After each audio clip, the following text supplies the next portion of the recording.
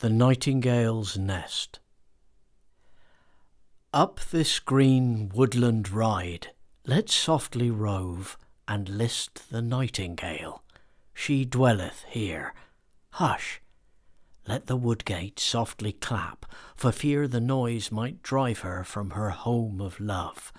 For here I've heard her many a merry year, at morn and eve, nay, all the livelong day, as though she lived on song, this very spot, just where that old man's beard all wildly trails rude arbours o'er the road and stops the way, and where that child its bluebell flowers hath got, laughing and creeping through the mossy rails.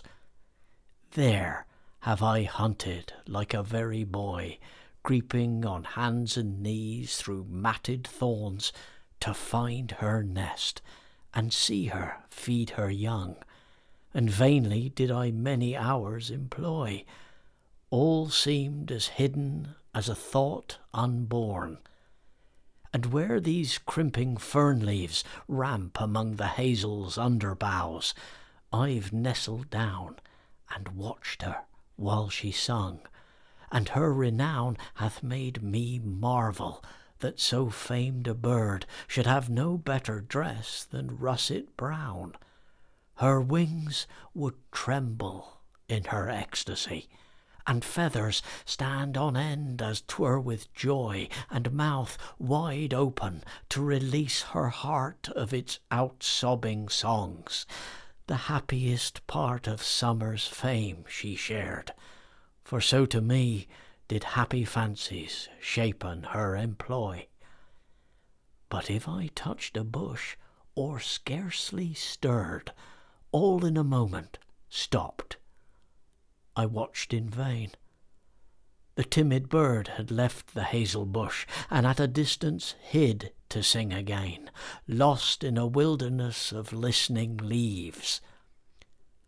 Rich ecstasy would pour its luscious strain, till envy spurred the emulating thrush to start less wild and scarce inferior songs, for cares with him for half the year remain, to damp the ardour of his speckled breast, while nightingales to summer's life belongs, and naked trees and winter's nipping wrongs are strangers to her music and her rest. Her joys are evergreen, her world is wide. Hark!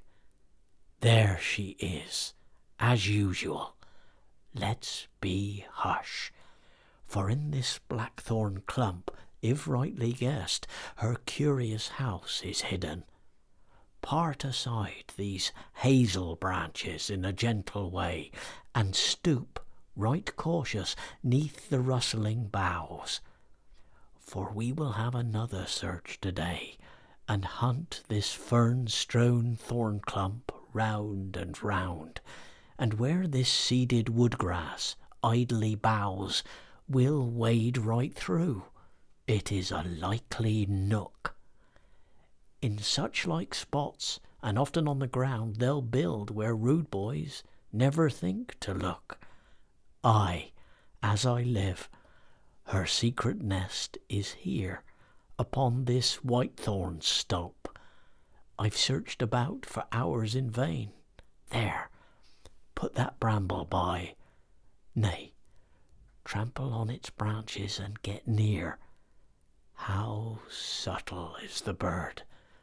She started out, and raised a plaintive note of danger nigh, ere we were past the brambles, and now near her nest she sudden stops, as choking fear that might betray her home. So even now we'll leave it as we found it. Safety's guard of pathless solitudes shall keep it still. See, there, she's sitting on the old oak bough, mute in her fears. Our presence doth retard her joys, and doubt turns every rapture chill. Sing on, sweet bird, May no worse hap befall thy visions than the fear that now deceives. We will not plunder music of its dower, nor turn this spot of happiness to thrall. For melody seems hid in every flower that blossoms near thy home. These harebells all seem bowing with the beautiful in song, and gaping cuckoo with its spotted leaves seems blushing of the singing it has heard. How curious is the nest! No other bird uses such loose materials or weaves their dwellings in such spots. Dead oaken leaves are placed without, and velvet moss within, and little scraps of grass, and scant and spare of what seems scarce materials, down and hair. For from man's haunts she seemeth naught to win. Yet nature is the builder, and contrives homes for her children's comfort, even here, where solitude's disciples spend their lives, unseen, save when a wanderer passes near that loves such pleasant places. Deep adown the nest is made, an hermit's mossy cell. Snug lies her curious eggs, in number 5, of deadened green, or rather olive brown, and the old prickly thorn bush guards them well. And here we'll leave them, still unknown to wrong, as the old woodland's legacy of song.